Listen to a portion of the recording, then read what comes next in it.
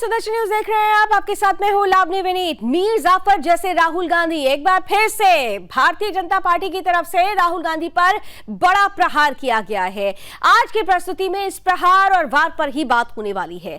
जिस तरीके से सदन आज भी नहीं चल सका, 23 तारीख के लिए सदन को स्थगित करना पड़ा है, कार्रवाई ठप हो रही है, इन सब के बीच आरोप प्रत्यारोप का दौर भी जारी है। राहुल गांधी माफी मांगे, लगातार भारतीय जनता पार्टी इस पर अड़ी हुई है, तो कांग्रेस ने भी स्पष्ट कर दिया है कि राहुल माफी नहीं मांगेंगे। एक तरफ सदन है जो चल नहीं पा रहा, दूसरी तरफ सड़क पर भी संग्राम जारी है। आरोप प्रत्यारोप के दौर में अब तो भाषा के रूप में सीधे तौर पर तुलना भी ऐसे लोगों से की जाने लगी है जो इस देश के लिए, जो इस देश की राजनीतिक इतिहास के लिए किसी भी मायने में सही नहीं कहे जाते हैं, लेकिन फिर भी ये शुरू हो चुका है।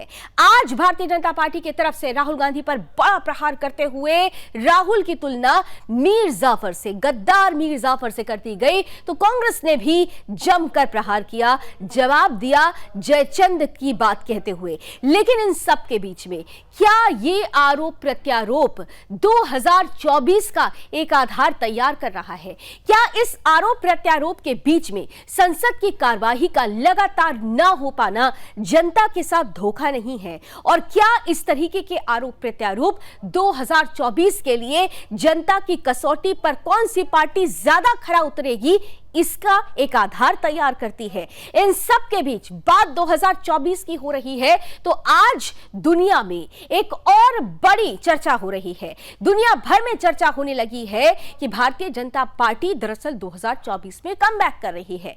वॉल स्ट्रीट जर्नल ने जिस तरीके से अपने लेख में भारतीय जनता पार्टी की तारीफ करते हुए विश्व की महत्वपूर्ण राजनीतिक पार्टी करार देते हुए 2024 में पुनः लौटने की बात करती है, इन सब के बीच में भारतीय जनता पार्टी ये कह रही है कि कांग्रेस दरअसल इस सच्चाई से बौखलाई है, इसीलिए तमाम प्रकरणों को सामने रखकर सदन ना चलने देने के पीछे भी एक रणनीति कांग्रेस ने ही तैयार कर ली है। सदन तो नहीं चल पा रहा, आरोप प्रत्यारोप जरूर चल रहा है। आज ये जानने की कोशिश करेंगे कि जिस तरीके की आरोप प्रत्यारोप चल रहे हैं, क्या सदन की कार्रवाई का ना होना वाकई देश के साथ, जनता के साथ धोखा नहीं है? आइए सबसे पहले ये रिपोर्ट देखते हैं, फिर शुरू करते हैं आज की चर्चा।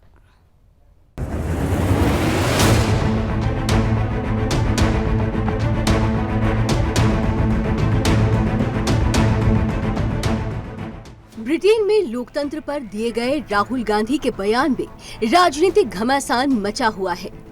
न तो संसद चल पा रही है और न ही कांग्रेस बीजेपी में जुबानी जंग थमने का नाम ले रही है। बीजेपी राहुल से माफी की मांग कर रही है, तो कांग्रेस साफ लहजे में कह रही है कि राहुल माफी नहीं मांगेंगे। इन दिनों माफी एक कीवर्ड बन चुका है, क्योंकि इसी के इर्द गिर्द पूरी राजनीति घूम रही है। राहुल की माफी को लेकर 7वें दिन भी संसद हंगामे की भेंट चढ़ गई। 7वें दिन भी संसद के दोनों सदनों में जमकर हंगामा हुआ। हंगामे के बीच लोकसभा से कुछ मिनटों में ही बगैर चर्चा के जम्मू कश्मीर की अनुदान मांगों से संबंधित सभी विधेयक पारित करा लिए गए। हंगामा बढ़ने से सदन के दोनों सदनों की कार्यवाही 23 मार्च तक सुबह के लिए स्थगित कर दी गई। माफी को लेकर संसद में संग्राम मचा हुआ है, तो वहीं संसद के बाहर भी बीजेपी कांग्रेस में आरोप प्रत्यारोप का दौर खत्म होता हुआ नजर नहीं आ रहा। माफी से शुरू हुआ सियासी संग्राम अब मीर जाफर, जयचंद और शाह शहनशाह तक जा पहुंचा है। लंदन में लोकतंत्र पर दिए गए बयान पर बीजेपी ने राहुल गांधी को राजनीति का मीर जाफर करार दिया है, तो वहीं कांग्रेस का कहना है कि पीएम मोदी ने जयचंदों की एक फौज बना रखी है। बहरहाल अब देखना बड़ा ही दिलचस्प है कि सत्ता पक्ष और विपक्ष की लड़ाई में संसद कितने दिनों तक हंगामे की भेंट चढ़ती रहेगी। हेमंत श्रीवास्तव के साथ bureau report, Sudarshan news.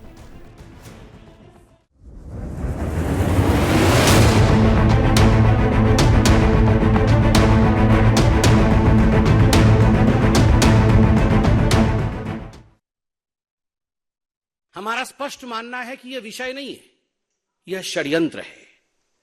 This is just not a random issue, this is a conspiracy, a consistent conspiracy by the Congress party and the Gandhi family क्योंकि ये पहली बार इस प्रकार से जाके लंदन में कह रहे हो हिंदुस्तान की डेमोक्रेसी के खिलाफ। ऐसा नहीं है। और ऐसा भी नहीं है कि राहुल गांधी बिना माफी मांगे निकल जाएंगे। माफी तो उन्हें मांगना ही पड़ेगा। माफी मांगने का तो सवाल नहीं है, बार बार वो पूछते रहेंगे, हम उसको नकारते रहेंगे। उसमें कोई माने नहीं है कि होना बोल के इशू को डाइवर्ट करने के लिए कर रहे हैं। That Rahul Gandhi is the present day Mir Jafar of Indian polity। जो उन्होंने लंदन में किया है वो ठीक वही किया है। शहजादा नवाब बनना चाहता है और शहजादे ने ईस्ट इंडिया कंपनी की मदद मांगी है नवाब बनने के लिए कि तुम मुझे नवाब बनाओ, मैं तुम्हें 24 परगना भेंट करूंगा, मैं तुम्हें हिंदुस्तान का एक टुकड़ा भेंट करूंगा।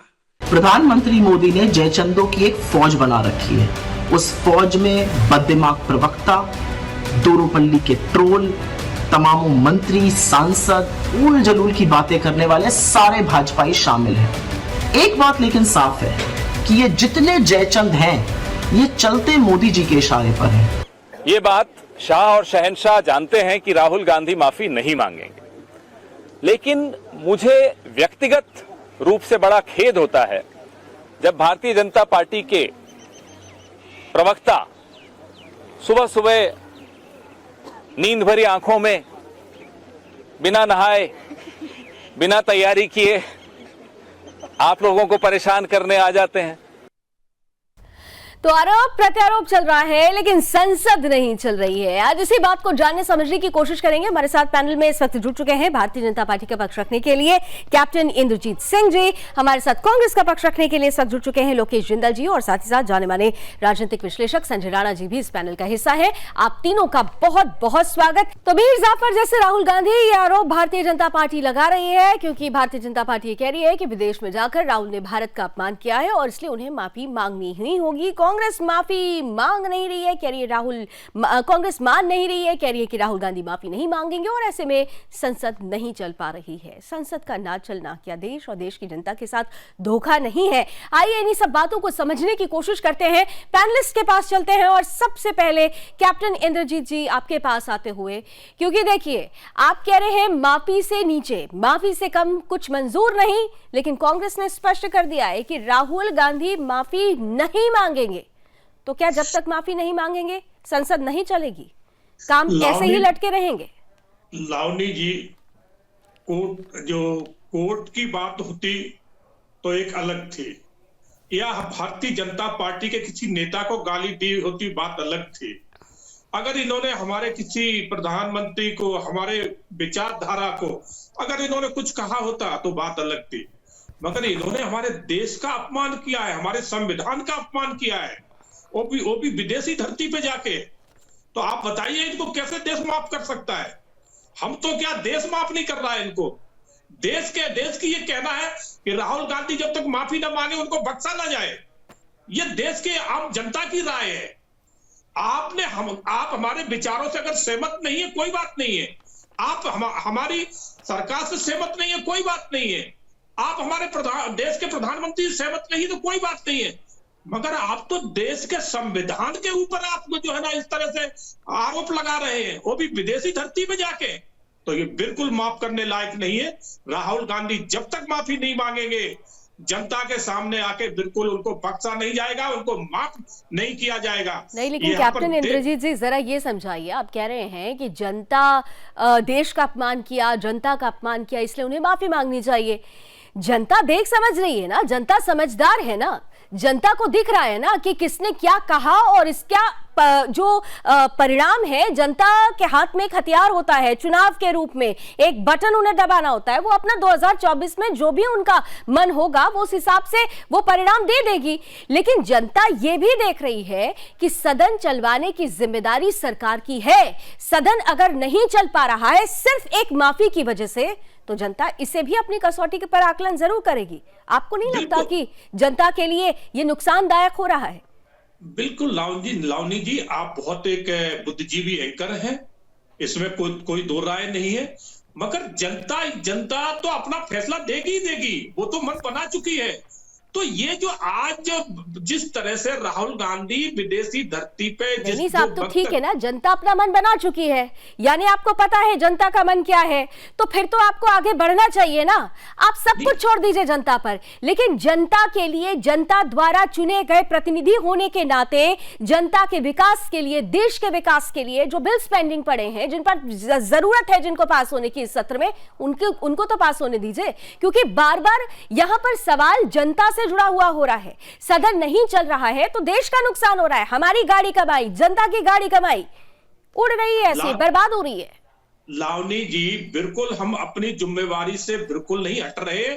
जनता के बिल भी पास होंगे और हो रहे हैं, मगर हमारे देश का कोई अपमान विदेशी धरती पे करेगा जाके, तो हम उसको भी बर्दाश्त नहीं कर सकते। हमारा यह भी कर्तव्य बन जाता है कि अगर हमारे देश के ऊपर कोई आक्रमण कर रहा है तो हमें उसे भी जवाब देना है, उसे भी नेस्त नाबूद करना है। और राहुल गांधी ने पहली गलती नहीं करी है, पहली गलती चलो बहुत ही तो मान ली जाती, ये बार बार जाके करते हैं विदेशी धरती पे हमारे देश का अपमान, तो इसको हम कतई बर्दाश्त नहीं करेंगे। और जनता का जो काम है वो हम बाखूबी कर रहे हैं, हमारे प्रधानमंत्री बहुत अच्छी तरह समझ रहे हैं। हम जनता का समय और वो बिल्कुल बर्बाद नहीं होने देंगे। जनता के हितों की जो बात है, जनता का समय नहीं बर्बाद होने देंगे, लेकिन जनता की गाड़ी कमाई बर्बाद हो रही है।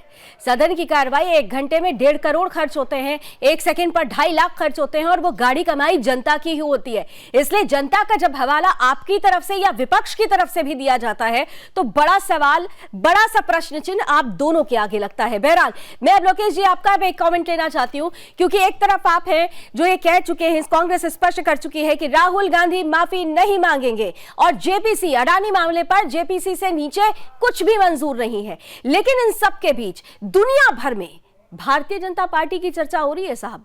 वॉल स्ट्रीट जर्नल में जो लेख छपा हुआ है वो 2024 में भारतीय जनता पार्टी के कमबैक की बात कर रहा है, प्रधानमंत्री नरेंद्र मोदी की कार्यों की सराहना कर रहा है। तो क्या इसका असर कांग्रेस पर नहीं पड़ेगा? ये जो परिस्थितियां बन रही है, मैं जनता से ही जोड़ती हूं, आप भी जनता का हवाला दे रहे हैं, लेकिन जनता का नुकसान तो हर तरफ से हो रहा है साहब। लोकेश जी, कि अगर मैं संधि की बात करता हूं, लोकतंत्र 2 शब्दों की रचना है, लोक और तंत्र। तंत्र का मतलब होता है जोड़ना, लोकतंत्र का मतलब होता है लोगों को आपस में जोड़कर सत्ता स्थापित करना। लेकिन भाजपा ने अपने 8 साल के कार्यकाल में क्या किया? भारत को केवल तोड़ा, हिंदुओं और मुस्लिमों में दंगे करवाए, उनमें आपसी भाईचारा को तोड़ा, उनमें अलगाववादी जो भावनाएं थी वो कूट कूट कर भर दी। आज भारत का समाज बट चुका है, हमारा लोकतंत्र खतरे में है। इस सच को बोलने में राहुल गांधी जी ने कोई गलती नहीं की है। और किस बात पर भाजपा कहती है? फॉरेन सॉइल, विदेश की मिट्टी। आज मुझे बताइए कि आज आपका लाखों लोग इस चैनल को देखते हैं, यूट्यूब द्वारा, गूगल द्वारा, ट्विटर के द्वारा, फेसबुक के द्वारा। ये सब फॉरेन मीडियम तो है, इनमें से कोई भी डोमेस्टिक मीडियम है क्या? जब फॉरेन मीडियम अवेलेबल है, आज ग्लोबलाइज्ड युग के अंदर हम कोई भी बात कहते हैं वो सर वही फॉरेन मीडियम ही तो वॉल स्ट्रीट जर्नल। बात बताइए लोकेश जी, मुझे एक बात बताइए, इसमें क्या गलत किया? वही फॉरेन मीडिया अगर भारतीय जनता पार्टी की तारीफ करती है, अगर 2024 में उसके कमबैक की बात करती है, तो फिर इस बात को भी तो आपको देखना होगा। आप सिक्के का एक ही पहलू देख रहे हैं, सिक्के का दूसरा पहलू तो यह भी है कि वही फॉरेन मीडिया तारीफ कर रही है भारतीय जनता पार्टी की। हमारी डेमोक्रेसी को फ्लॉड डेमोक्रेसी करार दे दिया गया है। EIU डेमोक्रेटिक इंडेक्स के तहत इंडिया की डेमोक्रेसी अब फ्लॉड डेमोक्रेसी है। आप रेटिंग चेक कर लीजिए, प्रेस इंडेक्स के अंदर हमारी रैंकिंग गिर चुकी है, माइनॉरिटीज राइट्स के अंदर हम पूरी तरह फेल हो चुके हैं। कौन से माइनॉरिटी राइट्स? अगर नहीं, मुझे देखिए, आप भारतीय जनता पार्टी से अभी आप प्रश्न पूछेगा, उसका जवाब वो देंगे। मैं संजय राणा जी के पास जाने वाली थी, लेकिन उससे पहले क्योंकि आपने माइनॉरिटीज की बात की, तो मुझे जरा ये बताइए, माइनॉरिटीज कैसे खतरे में? PFI पर एक्शन होता है तो क्या माइनॉरिटी खतरे में हो जाती है? दंगों से जुड़े हुए लोगों के अगेंस्ट अगर कोई कार्रवाई होती है तो माइनॉरिटी खतरे में हो जाती है क्या? मैं एक पूछना चाहता हूँ, जब बिल्किस बानो के रेपिस्ट को छोड़ा गया साहब, तब क्या हुआ गुजरात में? नहीं, क्या हुआ? क्या कर संविधान के तहत हर चीजें हो रही है, कानून के तहत हर चीज हुई ना। वो किसी ने जाकर, किसी पॉलिटिकल पार्टी ने तो जाकर नहीं छुड़वा दिया ना, वो सब कुछ कानून के दायरे में हुआ। लॉ नाम की चीज हमारे यहाँ है ना, कानून है ना, लोकतंत्र में एक स्तंभ कानून का है ना। सर देखिए, बौद्धिक क्षमता इसीलिए सवाल खड़ा हो जाता है क्योंकि आप लोग तर्क की जगह पे कुतर्क करने लगते हैं। मुझे पहली बार शर्म आई जब बिल्किस बानो के सर, आपको तब शर्म क्यों नहीं आई कि आपके कांग्रेस के कर्नाटक के अध्यक्ष ये कहते हैं कि पीएफआई पर एक्शन हो रहा है, ये राजनीतिक एक्शन है? उस वक्त आपको शर्म क्यों नहीं आई? आपको शर्म तो उस वक्त आ जानी चाहिए जब दिल्ली हाईकोर्ट ट्रिब्यूनल की तरफ से इस फैसले को सही करार दिया गया कि पीएफआई एक आतंकी संगठन है, बैन होना चाहिए। आपको उस वक्त शर्म क्यों नहीं आई थी? कितने सिलेक्टिव होते हैं आप लोग, और केवल कितने सिलेक्टिव होते हैं सर? ग्लोरीफाई किया गया, उन रेपिस्ट को छोड़े जाने। सर भाषण मत दीजिए, फिर आप गलत ट्रैक पर जा रहे हैं। जो चीजें कानून के लिहाज से हुई है उसे कानूनी पहलू से ही अगर आप तर्क के साथ काट सकते हैं तो काटिए। राजनीतिक कुतर्क मत करिए, राजनीतिक कुतर्क मत करिए, जनता को राजनीतिक कुतर्क मत करिए सर, मत करिए सर। इसी पर हंसी होती है, इसी पर हंसी होती है लोकेश जी। सरकार का दायित्व है, कानून के दायरे में एक सजा हुई, कानून के दायरे में वो सजा माफ की गई है। साहब आप भाषण देते रहिए, मैं भाषण नहीं सुनूंगी आपका। बिल्कुल भी जल्दी से इंद्रजीत जी जवाब दे दीजिए, जवाब दे दीजिए। तर्क नहीं होता तब ये कुतर्क करते हैं, और ये भूल गए जब ये बंबई में जो हमले हुए थे तो पूरा ये खेल ही पलटने वाले थे। अगर वो कसाब उसमें जिंदा न पकड़ा जाए तो ये तो उस हमले को भी हिंदुत्व हमला बताने वाले थे। अरे और अभी इन्होंने एक शब्द और कहा कि हिंदू मुसलमान के झगड़े हो रहे। अरे जनाब, हिंदू मुसलमान के झगड़े तो कांग्रेस कार्यकाल में हुआ करते थे, भारतीय जनता पार्टी के कार्यकाल में इसके ऊपर तो ब्रेक लग गया है, कहीं भी नहीं हो रहे हैं। क्योंकि हम हिंदू मुस्लिम को एक चाहते हैं, हम इस देश को एक बनाना चाहते हैं, मगर आप हिंदू मुस्लिम में और जातिवाद में, धर्म में, पंथ में बांटना चाहते थे, और बांट के ही आपने राजनीति इतने साल करी है। मगर आज लोग समझ चुके हैं आपकी नीति को, तो आपको उठाकर फेंक दिया है, वो आपको दर्द हो रहा है, इसलिए आप विदेशों में जाके मांग रहे हैं। आपने बड़ी सकते रहिए तो पाकिस्तान में क्या कहा था जाके कि भारतीय जनता पार्टी की सरकार को हटाइए, मुझे लाइए, ये किसने कहा था? आपके नेताओं ने कहा था जाके। अरे शर्म करिए कांग्रेसियों, शर्म करो। तुम्हारा घेरेबान इतना गंदा हो चुका है कि उसमें बदबू आने लगी है। केवल और केवल हिंदुओं और मुसलमानों को लड़ाकर योगी आदित्यनाथ क्या बयान देते हैं मुसलमानों के खिलाफ? गरम संसद में क्या बोला जाता है? क्या बात है? क्या मतलब है हिंदू राष्ट्र का? संविधान में लिखा है कि हिंदू राष्ट्र। आप बताएं कहाँ पर? मैं भी हिंदू हूँ, मैं भी एक हिंदू हूँ। आप मुझे एक बात बताइए, कहाँ पर हमारे धर्म में लिखा है कि मुसलमानों से नफरत करो?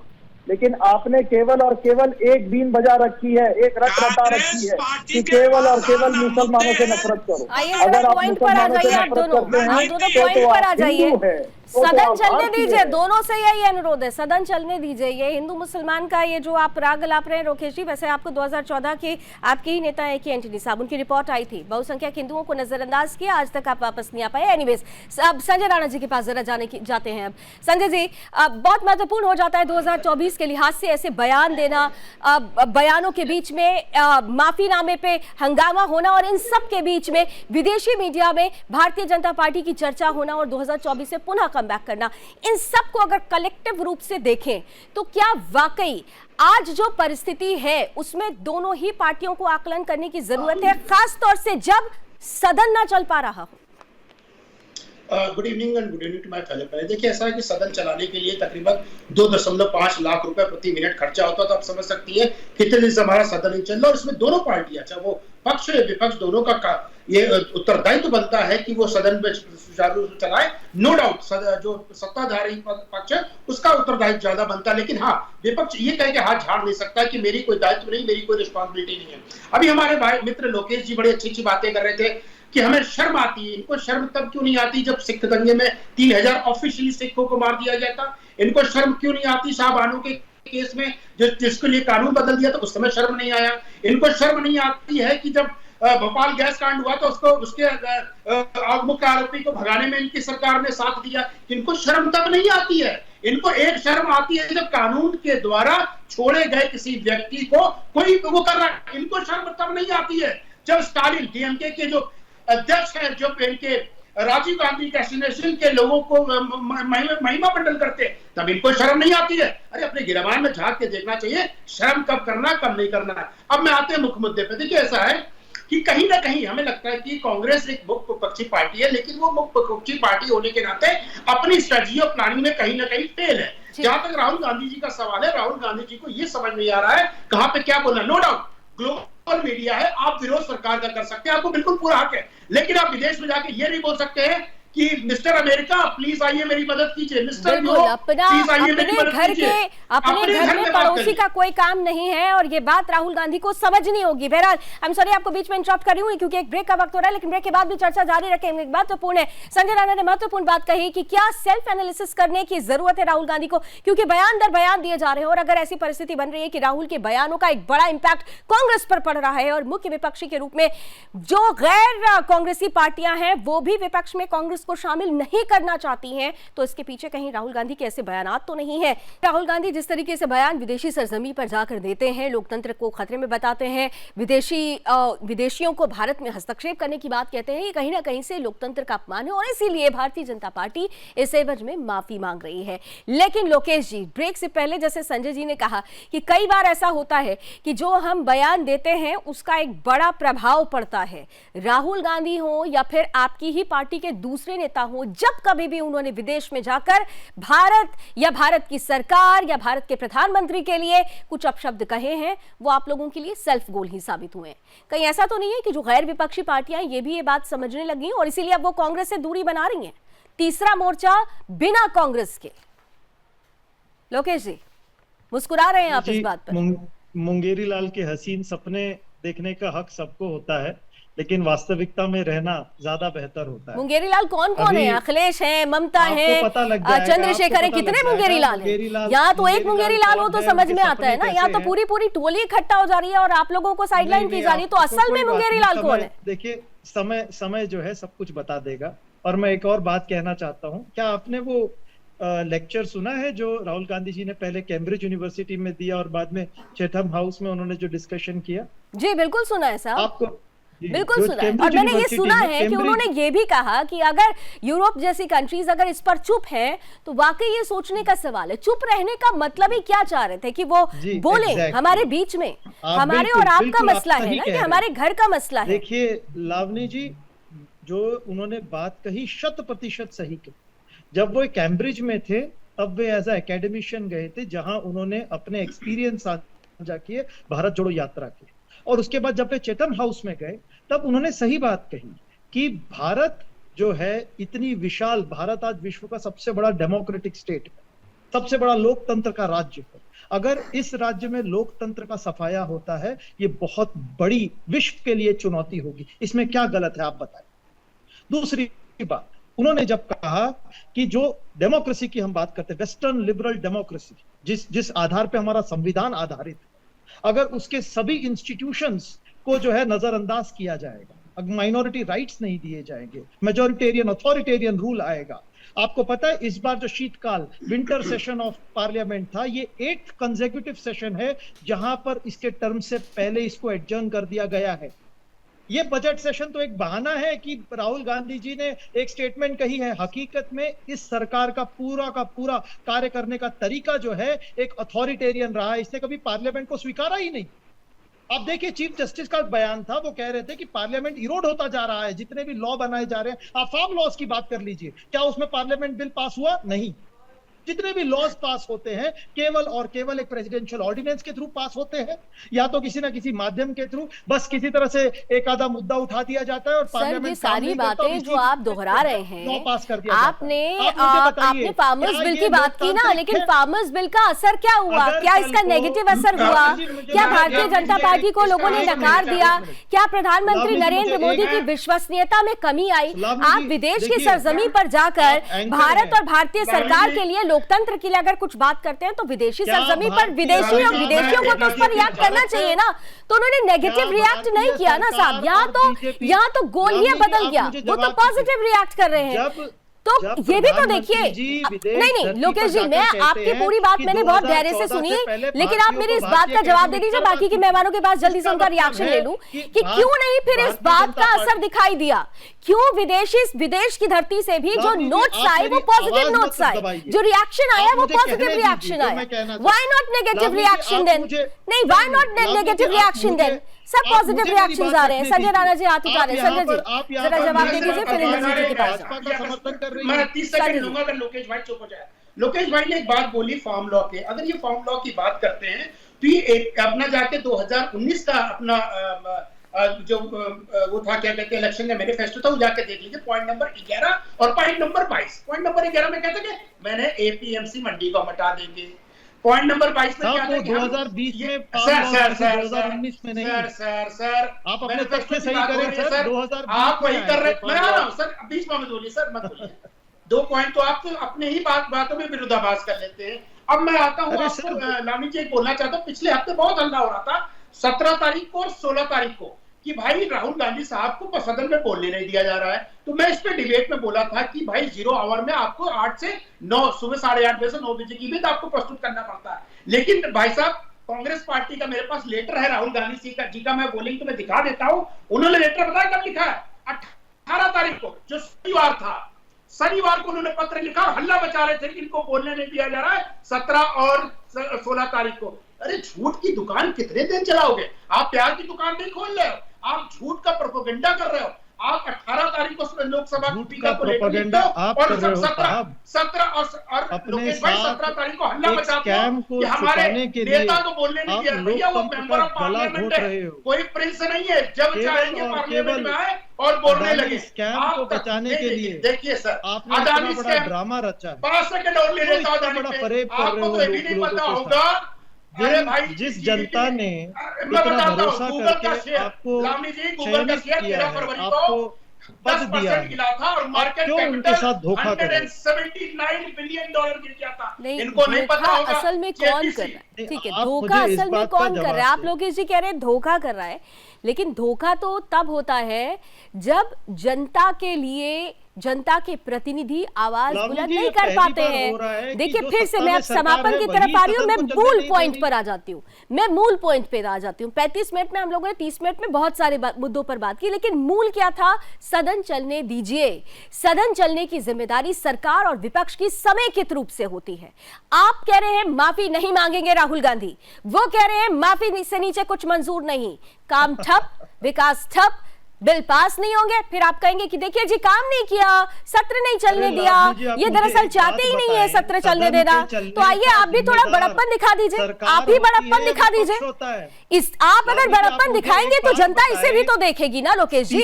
अगर राहुल गांधी बड़प्पन दिखाएंगे तो जनता उनके उस बड़प्पन को 2024 में बटन दबाने से पहले याद रखेगी। इंद्रजीत जी, स्पीकर जो है, लावनी जी, आज हम देश को पीछे छोड़ के जिस तरह से आज हम विकास कार्य करके आगे निकल रहे हैं, आज जिस तरह से माननीय प्रधानमंत्री मोदी जी के कार्यों से आज पूरा वर्ल्ड जो है ना उनकी तरफ निगाह उठा के देख रहा है, जिस तरह से इंग्लैंड को आज हमने इकोनॉमी में पीछे छोड़ा है, वही सब चीजें तो इनसे हजम नहीं हो रही है, क्योंकि ये अपने कार्यकाल में कुछ कर नहीं पाए। आज इंफ्रास्ट्रक्चर हम लोग हमारे देखिए कितने अच्छे चल रहे हैं, देश में हमने किस तरह से विकास किया है, रोडों का हमने जाल बिछा दिया, आज हम मेडिकल कॉलेज जिला स्तर पे बना रहे हैं। इनके पूरे शासन काल में पूरे हिंदुस्तान में 10 एम्स थे। अरे तो इंद्रजीत जी, वही तो बात हो रही ना, विकास इतना, आपसे भी पूछ रही हूँ, विकास इतना किया, आपको भरोसा है ना अपने काम पर, तो छोड़ दीजिए। वो माफी नहीं मांगते, नहीं मांगने दीजिए, जनता उनका हिसाब किताब कर देगी। लेकिन सदन चलाने की जिम्मेदारी अगर सरकार की है तो कम से कम उसका निर्वहन आप लोग तो करिए। ये भी सवाल है, दोनों से पूछ रही हूँ आज मैं सवाल, इसीलिए बार बार। लावनी जी, मैं वही कर रहा हूँ, मैं बिल्कुल चाह रहा हूँ कि सदन चले, मगर ये जल्दी से 10 सेकंड में लोकेश जी जवाब दीजिए, वाइंड अप करूंगी, सदन को चलने नहीं देते। ठीक है लोकेश जी, 10 सेकंड। देखिए लावनी जी, भारत के संविधान के अनुसार लीडर ऑफ द हाउस जो है रूलिंग पार्टी से होते हैं, स्पीकर जो है रूलिंग पार्टी से होते हैं। तो ऐसा जो रूलिंग पार्टी के हाथ में होता है कि सदन को चलने दे या ना चलने दे। ठीक है, आप रूलिंग पार्टी की बात कर रहे हैं, लेकिन मेरा ये मानना है कि सदन को चलाने देने की जिम्मेदारी दोनों को समेकित रूप से उठानी चाहिए, क्योंकि जनता का हवाला आप दोनों देते हैं। Thank you so much gentleman, क्योंकि समय की कुछ सीमाएं हैं, इसलिए मुझे ये चर्चा यहीं खत्म करनी होगी। लेकिन चुनावी साल है, मिलते रहेंगे, चर्चाएं होती रहेंगी। राहुल गांधी माफी मांगेंगे या नहीं मांगेंगे, और माफी से नीचे क्या आगे बढ़कर, माफी से ऊपर बढ़कर भारतीय जनता पार्टी अब सदन को चलने देने के लिए कोई प्रक्रिया की शुरुआत करेगी, इन सब के बीच कई सवाल होंगे और सवालों का जवाब ढूंढने की कोशिश हम हर रोज करते रहेंगे। फिलहाल आज की चर्चा में बस इतना ही, लेकिन देश और दुनिया की तमाम खबरों के लिए आप जुड़े रहिए सुदर्शन न्यूज के साथ। जय हिंद।